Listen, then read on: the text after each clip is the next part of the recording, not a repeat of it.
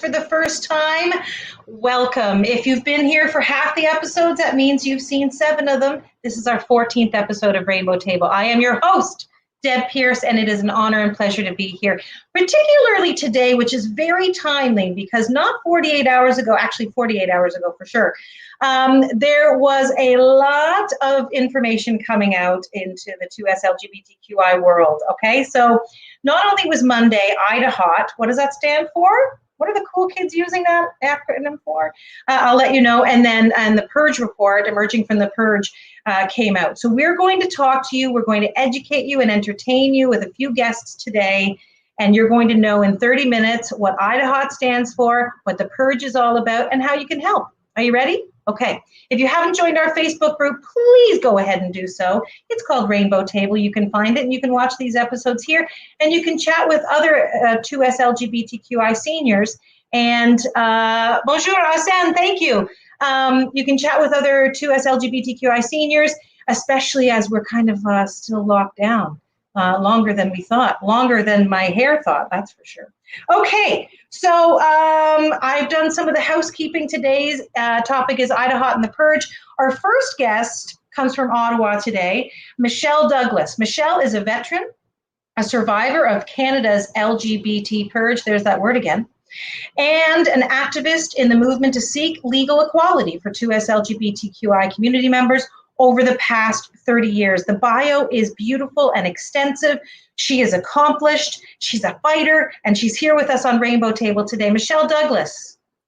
Hey, great to be here and nice to connect with you, Deb. Big fan of the Rainbow Table. All right, thank you very much. I didn't pay you to say that. I mean, I will, but I didn't, and I appreciate that. It's really good to have you. It's a big week for you, and we're going to get into those details about Emerging from the Purge, the report that came out that you have been personally and professionally involved with for decades now, right? Okay, so we'll bring onto the screen our second special guest, Olivia Baker from Fondation Emergence, where she is a program manager. And by the way, Fondation Emergence is the nonprofit behind International Day Against Homophobia and Transphobia. IDAHOBIT, get it? Now you know. Let's bring Olivia Baker onto the screen. Hi, everyone. Hey, and you're coming to us from, is it Montreal? Excellent. Yes. Okay. So we've got a few, it's 613-514. Anyway, you're east of Toronto, and we, I'll tell you, we have folks internationally watching this. So this is great. Thank you for being here today. We have so much to get to and 30 minutes to do it. So I have an agenda that I want to go through. I also want folks to chime in with any comments or questions. I would love to. We've already covered it with Michelle and Olivia, that if you want to leave a comment, that's great. If you have a question to ask respectfully, then we'll put it up on the screen and we'll try to get to it. If anybody has a glass, I think we should raise it now. I know, Olivia, your partner gave you a cup today, and you've got that, and I'm just saying. You know, this is so inadequate.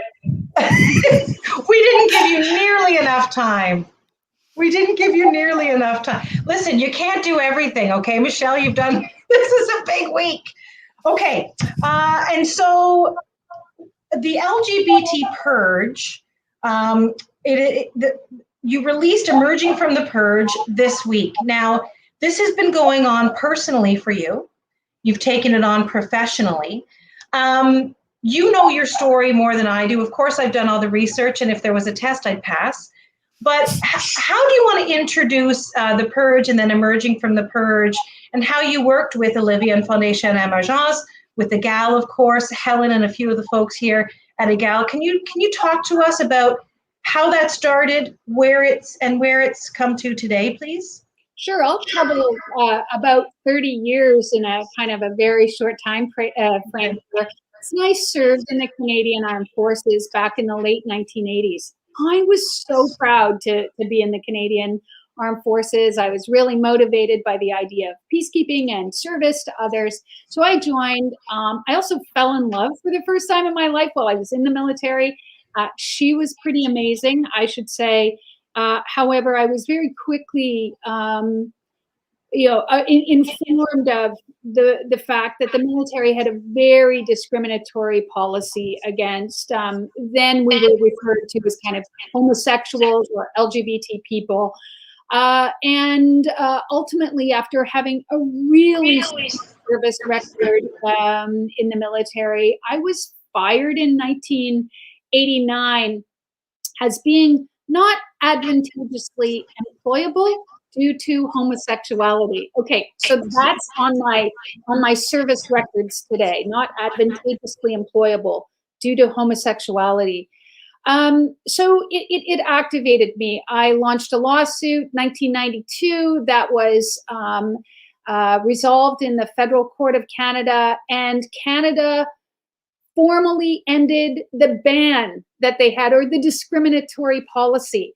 I got some measure of justice back in the early 1990s, but it was, justice for one is not really justice. So fast forward to today, a bunch of the many, many hundreds of what we now call the Lgbt Purge got together, formed a class action lawsuit, and were successful in doing that. Justice, in some measure, was provided to those purge survivors. So we're talking about members of the RCMP, military, federal public service. In all, we think probably 10,000 people were affected by this from the 1950s to the 1990s. They got a legal settlement. Part of this legal settlement, Deb, was really important, not only in justice for those individuals, the purge survivors, but it also established the group that I am now the executive director of. It's called the Lgbt Purge Fund. And through the settlement, we received a substantial sum of money to be able to do reconciliation efforts. And one of those things that we wanted to do was look into the federal government, like what's going on there, what's happening in the RCMP, what's happening in the Canadian Armed Forces with respect to LGBTQI2S people. What's going on? So we did that. We hired experts here. You're right. We hired Fondation Emergence. Of course, that's where Olivia is from, that organization, and EGAL. We also worked with project managers. There we are. And they conducted a year-long study into the very question that I was mentioning. What is happening? What's the circumstances? What's the condition? And that led to this major, major report we issued on Monday called Emerging from the Purge. You see it right there. So I'll talk about that when when it's time, I hope. Yeah, and we're going to put all those links. So folks that are watching right now, please enjoy and sit back, your feet up and your arms over your head and watch this. We are going to put URLs and backlinks to the report. We're going to be putting Olivia Baker's Fondation Emergence's website on there. So if you're just wanting to sit back and enjoy and review it later, you can enjoy those. Jonathan is in the background. He's going to put some URLs up. Before we go ahead and show, it's about a minute and a half, we're going to show a little video created for this Emerging from the Purge. I want to talk to Olivia before we do that. So thank you for being here today. Now, Monday was a big day. And no coincidence, I think, that the Emerging from the Purge report was put out on this day. I think this made perfect sense. Can you speak to folks about IDAHOBIT, which a lot of people are really speaking to now as the acronym? For folks that might have missed out what that means, can we talk about what that means and how it was started by your nonprofit organization many years ago? Well, so yeah, IDAHOBIT stands for International Day Against Homophobia and Transphobia. And what not a lot of people know is that it's actually from here, from Canada, especially from Quebec, from Montreal. So it all started in 2003 when Laurent Macuchen decided to do a national day against homophobia. So back in the days, it wasn't as big, obviously, but we made a poster, and I don't know if we can see that poster right now. But the poster with two hockey players kissing each other with "shocking" for who. And I think there was another version we did at one point, which was "shocking" for homophobes. Just to make that clear. So that was the first campaign we did back in 2003. And then from then, it was kind of picked up by a lot of countries. For example, France made kind of their own day, and then it would kind of ricochet all over the world, which was really exciting to see. And also what we saw is that it wasn't just an awareness campaign that was created. It was kind of a movement. And that day, May 17th, has become important for people all around the world. For example, in France, the gay wedding law was passed on May 17th. So it just kind of gave momentum, I think, to a movement to kind of create a day. That's amazing. On behalf of so many community members and allies worldwide, thank you to Fondation Emergence. That's amazing work. It continues to be amazing work, and we will speak more about Fondation in just a moment. As promised, a video was created talking about the purge, so discrimination against federal 2S LGBTQI employees. The fight continues. We're going to show that video right now. Enjoy.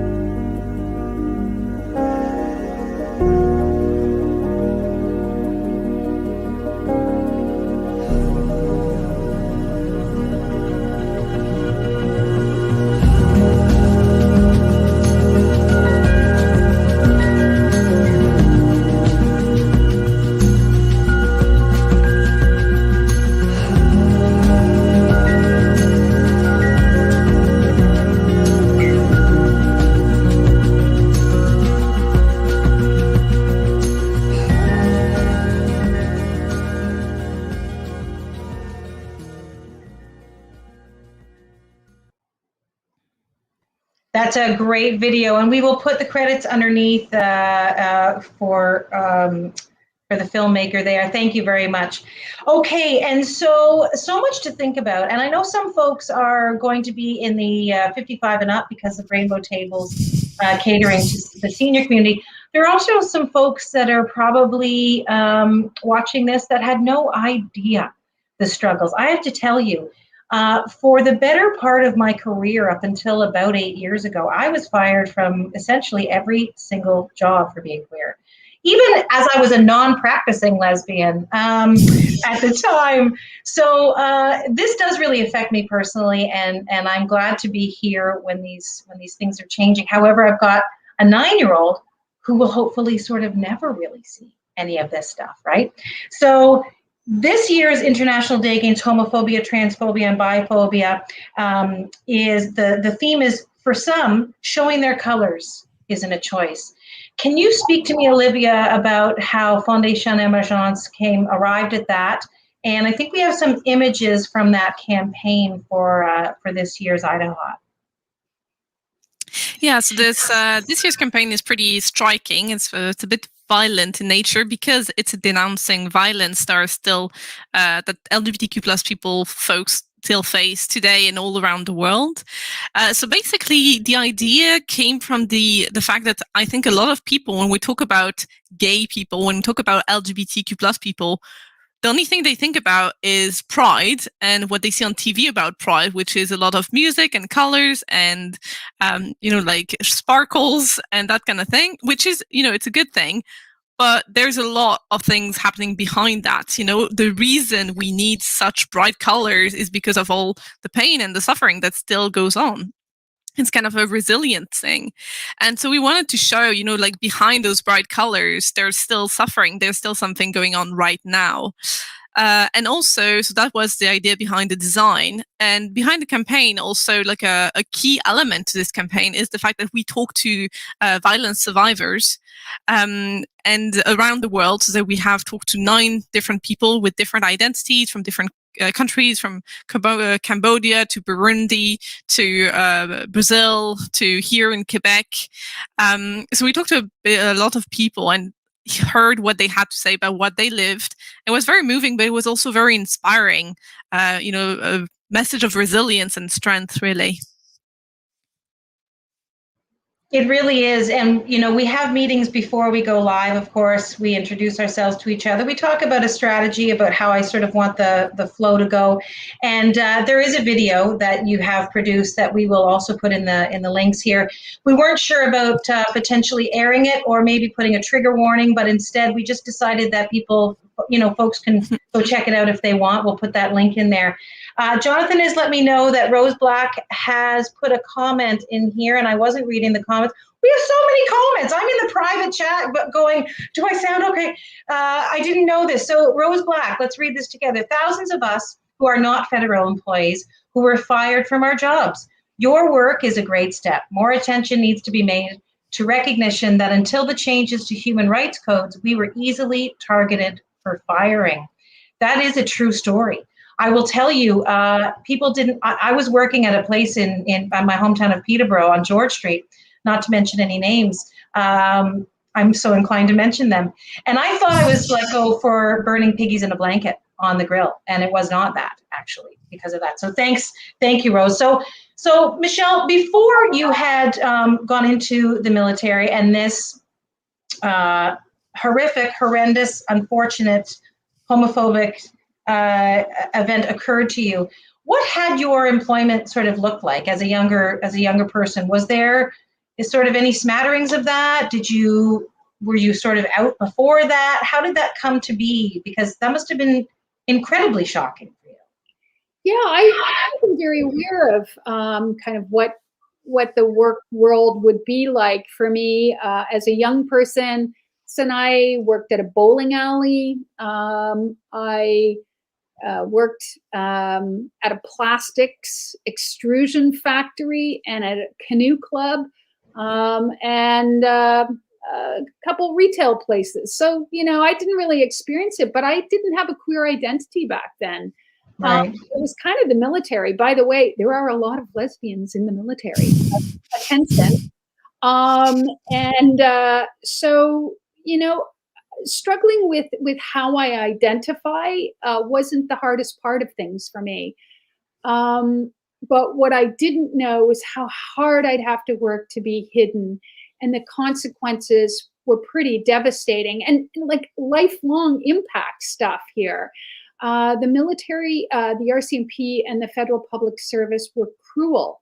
There was a deliberate campaign to find people like me, particularly in the military, who seemed to mete out the most kind of cruel forms of before you were dismissed. So for me, that looked like, being thrown into a police car, interrogated for days at hotel rooms, sexualized kind of interrogations that were pretty disgusting, diminishment, harassment, and ultimately I was fired. But they certainly, had an impact on my whole life, not just my willingness to become an activist, but there's other things that, are just difficult. So seeing things like the Fondation Emergence campaign about pain and hurt, I get it. I understand that.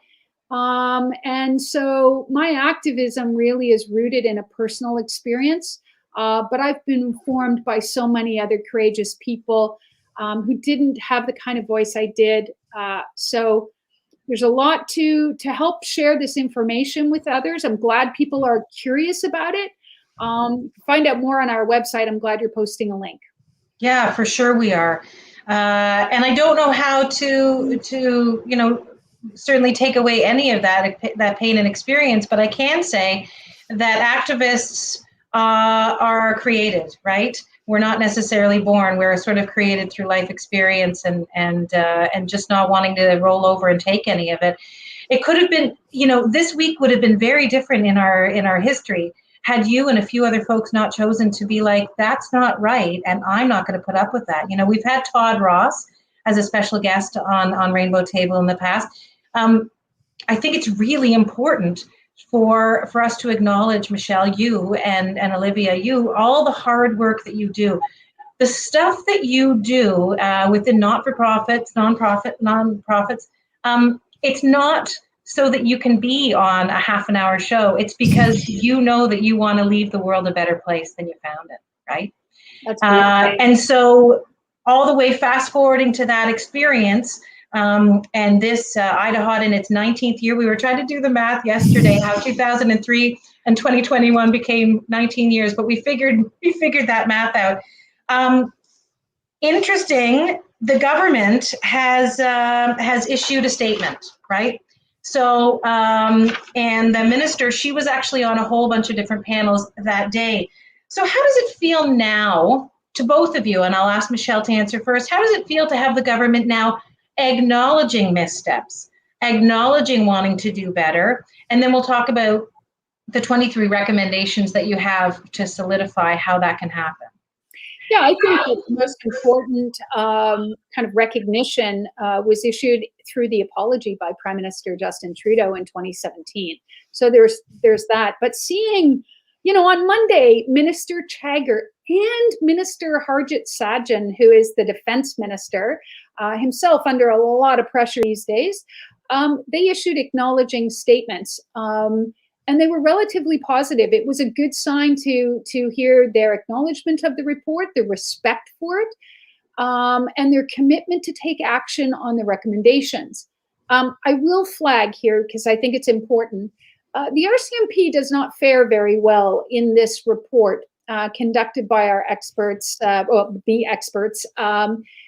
And sadly, the only response we got was quite a minimizing tweet from the RCMP commissioner. It stands as something that's pretty starkly disappointing in reaction. But, Deb, you said something important. Activists, it's in our blood. It is something that we're committed to. We're not going away. We will find a way to help improve them. They need it. Employees need it, those they serve do, and just broader Canadian society deserves a more equitable, inclusive, and diverse workforce and better practices. It's not the first time that I've that's been drawn to my attention about the RCMP. So there certainly is room for improvement, and there's an openness and a willingness, I'm sure, on your end and Foundation's end to keep those open lines of discussion, right, happening. Absolutely. And Olivia, I am now just struck with the fact that I want to sing happy birthday to you, but we'll stay on topic for a moment. So let's talk about, before we've got a few more minutes to wrap things up while we talk about the recommendations where we know that people, when they know better, can do better. Olivia, what would you like to add about the importance potentially of IDAHOBIT, about emerging from the purge? This is your time to say anything you feel like you want to share. Well, I'm just going to say that I think I agree with Michelle. I think it's really heartening to see recognition from, for example, Minister Chagger and other politicians of this day and of the importance of still fighting against homophobia and transphobia in Canada and abroad too. I think that was something we actually met with Minister Chagger to talk about that, and she was very she had a very open mind about it, which was very interesting. And yeah, I think May 17th, I think is sometimes that it just, as I said before, it gives you an excuse to do things. It gives you momentum. That's why we picked that day to publish the report. It's just now you have a good opportunity to shine, you know? Right. So Yeah, that's what no, I like. absolutely. And thank you for that. Yeah, it really is important. For those folks who are joining that don't know about this, I promised you 25 minutes ago that you would know more about the purge and more about IDAHOBIT, and I think you do now. So moving forward, being that we are in 2021, we are marking this day and this week. Michelle and Olivia, whoever wants to answer, there are recommendations created in this report from Miguel, from Foundation Emergence, from all the folks involved in emerging from the Purge report. What are some of those 23 recommendations on if we know better, we can do better? That's sort of what I'm coining it as. What are some of those recommendations? Yeah, you know, what we saw was that in most cases, there was some nascent kind of or early commitment to some of these issues. In some cases, there was, employee resource groups or, pride networks in place, but that was also lacking in many other spaces. So we're looking for a more coordinated, deliberate, and resourced effort here. A lot of folks, the policies have big shortcomings. There's not enough consultation with experts. So we've pointed those kinds of things out.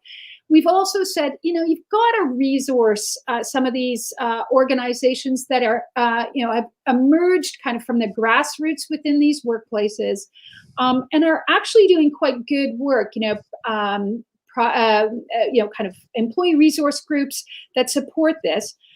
But they can't always be volunteer and they can't be completely under-resourced. They also have to have actual policy behind them and that's developed and considered with experts. So these are the kinds of things we've said to them. We've given concrete examples. We kind of said, listen, some of these are foundational, some of these would support you, and some of these would reinforce the policy development. We've considered everything in this report. And here, let me just pause to say how much I thank IGAL, how much I thank Fondation Emergence, and how much I thank the project management team at Optimus SBR. They gave it up. They did nearly 1,000 interviews through 1,000 surveys. They did all kinds of this work. They talked to nearly 50 people about this stuff and did a huge document scan. So this is a really comprehensive report. The recommendations are super solid. It's a roadmap. If they follow this, they'll be better. Employees will benefit, all employees, especially LGBTQ2I employees. This is the kind of thing, it's 2021. They have to move on this. I was just saying that in my head, Michelle. I was literally just saying it's not enough for everyone to be like, come on, it's 2021. Yes, it is. That sentence has no momentum. It's just simply a sentiment. Rhetoric doesn't really get things done. It's action now. We're here. We want to hold them accountable. So far, some early positive signs, but from others, disappointing signs. But like I say, we're not going away. We will help. We've got the experts who know about how to change corporate culture and culture generally on these big issues, and we're ready to see the big changes. We have some great comments for both of you, Olivia and Michelle. Thank you again for being here. So Kevin says, speaking of nonprofits, I'm curious from Michelle, what formal training or work did we actively take on it? Oh, did we? The royal we actively take on for its employees? And Harvey Michelle says, is the idea of a federal government Okay, you know what? Let's just all take a sip of shark water, shall we? Yeah, so I'm going to take a big pass on that first question, but maybe we'll go to that second question. Yeah, is the idea of a federal government created a minister for diversity? The discussion of inclusion, diversity, and equality is now in the discourse of discussion. I have a delivery at my door. Hilarious. I'm not going anywhere. It wasn't supposed to be here until May 25th. I'm dying. Okay, so the Minister of Diversity, Discussion and Inclusion. Yeah, happy to hear from Olivia, of course, on this as well. Minister Chagger, this is a position that evolved over just the last few years. There's no longer a special advisor to the Prime Minister, which did serve the community quite well, I believe. But certainly there are positive arguments in favor of having a minister at the cabinet table for the LGBTQ 2SI community. So that's good, and she has demonstrated, I think, quite an active and positive engagement with our communities. The government's now looking at developing an action plan. And so I know all kinds of kind of queer community organizations across the country, from coast to coast to coast, are getting ready to feed into that. We know we have an opportunity to impact, and it's being encouraged. So, there are positives, but, maybe there are ways to improve that structural system as well. And we're thinking about how to do that. That's fantastic. Anything to add to that, Olivia? No, I'm not well versed in politics, so I'll just stay out of it. Okay, I just wanted to make sure it was an equal playing ground for responses. All right, well, we're going to wrap things up. I want to thank you, Olivia Baker. I want to thank you, Michelle Douglas. I want to thank you both for being here. What an incredibly important week for the 2S LGBTQI communities. Such important work. I know some of this stuff can be super thankless and lots of hours. So on behalf of all the communities, I want to thank you for your tireless efforts and work. And we are advancing through our human rights that should be here already in 2021, but they're not. And we're grateful that you're doing all that you're doing. I want to sing happy birthday to Olivia because I can. So on behalf, I feel like I want to sing it in French, but I'm a little bit nervous to do so. So I'm going to sing happy birthday to you. Happy birthday to you. Happy birthday, dear Olivia. Happy birthday to you. Thank you for being on Rainbow Table on your birthday. So special. Thank you so much for such a warm welcome. It's really appreciated. You're getting so. Dennis is saying, thanks everyone for the wonderful show. Arsene is saying, happy birthday, Olivia. Thank you very much. I want to make sure, I don't like regret, so let me just make sure that, okay, yeah, I think I've covered everything. Thank you very much. For those folks who are just joining, thank you for your support with Rainbow Table. You can check out Rainbow Table's Facebook group and watch all of the videos of the past.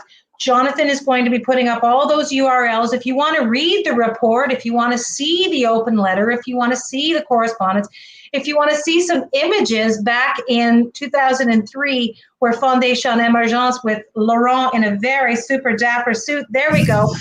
You can go to their website and check out that and this year's campaign, the Colors of Pride. Thank you so much to you for being here today. We really appreciate you. Thank you. Pleasure. And stick around, we have an extra special edition of Rainbow Table coming up on June 23rd for our Pride Inside. Stick around for a special concert of sorts. Same bat time at noon, and it'll be on Wednesday, June 23rd. For those folks who are watching on YouTube, switch over to Facebook if you can right now. Join our Rainbow Table group and enjoy the discussion. You can start discussions. You can tell people what you're up to. You can talk about book clubs, coffee clubs, whatever. We're here to help you through this pandemic that is lasting a little bit longer than we thought and affecting seniors in the 2S LGBTQI communities even that much more. Thank you very much for joining today. And remember, there's always a seat for you at our Rainbow Table. Bye.